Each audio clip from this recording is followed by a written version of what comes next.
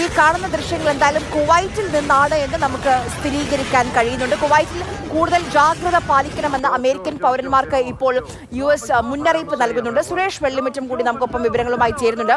സുരേഷ്, ഇന്ന് രാവിലെ നമ്മൾ സംസാരിക്കുമ്പോൾ കുറച്ച് സ്ഥിതി ശാന്തമായിരുന്നു. ഇന്നലെയോ അല്ലെങ്കിൽ കഴിഞ്ഞ ദിവസമോ ഉള്ളതുപോലെയുള്ളൊരു അത്രയും ഭീതിപ്പെടുത്തുന്ന ഒരു സാഹചര്യമില്ല.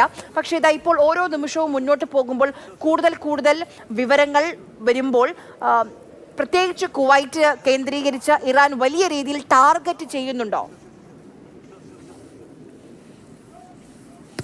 ഏറ്റവും പ്രധാനം കുവൈറ്റ്, ബഹ്റൈൻ ഈ രണ്ട് രാജ്യങ്ങളിലാണ് ഇന്നിപ്പോൾ നേരം പുലർന്നതിന് ശേഷമുള്ള ആക്രമണ സംഭവങ്ങൾ റിപ്പോർട്ട് ചെയ്തിട്ടുള്ളത്. നേരത്തെ സൂചിപ്പിച്ചതുപോലെ തന്നെ ഏറ്റവും ആശങ്കപ്പെടുത്തുന്ന ഒരു കാര്യം എന്ന് പറയുന്നത് കുവൈറ്റിലെ അമേരിക്കൻ എംബസിയുടെ അടുത്തു നിന്നും പുക ഉയരുന്നത് കണ്ടതായി നിരവധി മാധ്യമങ്ങൾ റിപ്പോർട്ട് ചെയ്യുന്നുണ്ട്.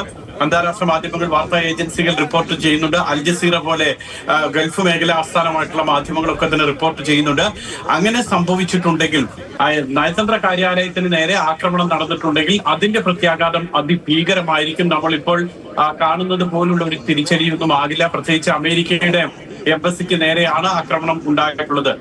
അങ്ങനെയാണ് സംഭവിച്ചതെങ്കിൽ, അതുമല്ല ഇനിയും ഡ്രോണിന്റെയോ അല്ലെങ്കിൽ മിസൈലിന്റെയോ അവശിഷ്ടങ്ങൾ ആ പരിസരത്ത് വീണ് അതിന്റെ പുകയാണ് കാണുന്നതെങ്കിൽ അത് ആശ്വാസകരമാണ്. പ്രത്യേകിച്ച് അതൊരു ഈ എംബസി മേഖലയൊക്കെ ആയതുകൊണ്ട് തന്നെ ആളുകൾക്ക് അങ്ങോട്ട് പോകാനോ അങ്ങനെയുള്ള കാര്യങ്ങൾ പകർത്താനോ ഒന്നും കഴിയില്ല. ഏതായാലും ഈ മാധ്യമങ്ങളൊക്കെ തന്നെ അവിടെ നിന്നും പുക ഉയരുന്നതായിട്ടുള്ള റിപ്പോർട്ട് വരുന്നുണ്ട്.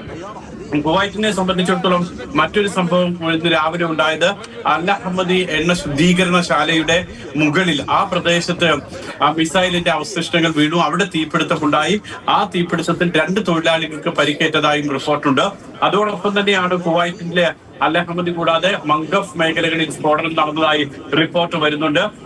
അൽ അഹമ്മദി, മംഗഫ്, പിന്നീട് രാവിലെ നമ്മൾ പറഞ്ഞിരുന്ന മഹബൂല, ഈ പ്രദേശങ്ങളൊക്കെ തന്നെ ഏറ്റവും തന്ത്രപ്രധാനമായിട്ടുള്ള മേഖലകൾ കൂടിയാണ്. അമേരിക്കൻ സൈനികർക്കൊക്കെ താമസിക്കാൻ സൗകര്യങ്ങൾ ഒരുക്കുന്ന മേഖലയോട് ചേർന്ന് കിടക്കുന്ന പ്രദേശങ്ങളാണ് ഇത്. അതുകൊണ്ട് തന്നെയാണ് ആ മേഖല കേന്ദ്രീകരിച്ച് ഡ്രോൺ ആക്രമണമോ അല്ലെങ്കിൽ മിസൈൽ ആക്രമണമോ നടക്കുന്നത്. ഈ മേഖലകളിലൊക്കെ തന്നെ ഇപ്പോൾ ശബ്ദം കേൾക്കുന്നതായും പുക ഉയരുന്നതുമായും ഒക്കെ അവിടെ നിന്നുമുള്ള ആളുകൾ പറയുന്നുമുണ്ട്.